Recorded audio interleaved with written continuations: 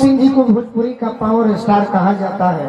हाँ जी। देखिए, पवन सिंह भोजपुरी के एक ऐसे कलाकार हैं जिन्हें भोजपुरी के पावर स्टार के नाम से भी जाना जाता है, लेकिन पवन सिंह का पावर स्टार का ये टाइटल बहुत सारे लोग चुरा करके किसी और के नाम के आगे जोड़ने लगे हैं। तो उन लोगों के लिए यह वीडियो बहुत ही खास होने वाली है, जो कि आप सबको बता दूं कि भोजपुरी के power star, record machine, trending star जो कहा जाए वो पावर स्टार पवन सिंह को ही कहा जाता है। क्योंकि पवन सिंह एक ऐसे कलाकार हैं जिनका देवी गीत से लेकर के छठ गीत लगातार बड़ा वाला ट्रेंडिंग लिस्ट में 1, 2, 3, 4 पे लगातार ट्रेंड किया था भाई लोग। तो इससे बड़ा ट्रेंडिंग स्टार कौन हो सकता है। और बात अगर पावर स्टार की जाए तो पवन सिंह को पावर स्टार का दर्जा पूरी जनता ने दिया है, पूरी भोजपुरी इंडस्ट्री ने दिया है, जो कि आप सभी देख सकते हैं कि गोलू राजा ने भी यह स्टेज शो के माध्यम से बताया कि भोजपुरी का पावर स्टार पवन सिंह को कहा जाता है। पवन सिंह जी को भोजपुरी का पावर स्टार कहा जाता है। हाँ। और गोलू राजा ही नहीं, भोजपुरी के हर छोटे से बड़े कलाकार और भोजपुरी की पूरी ऑडियंस को पता है कि भोजपुरी का पावर स्टार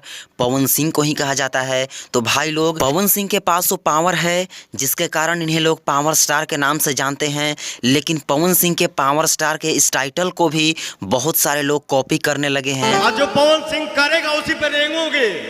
वैसे आप किसे मानते हैं भोजपुरी का असली पावर स्टार, हमें कमेंट बॉक्स में कमेंट करके जरूर बताएं। और इस वीडियो को लाइक करें, सबके पास शेयर करके पहुंचाएं ताकि सबको यह पता चल जाए। तो चलिए, धन्यवाद।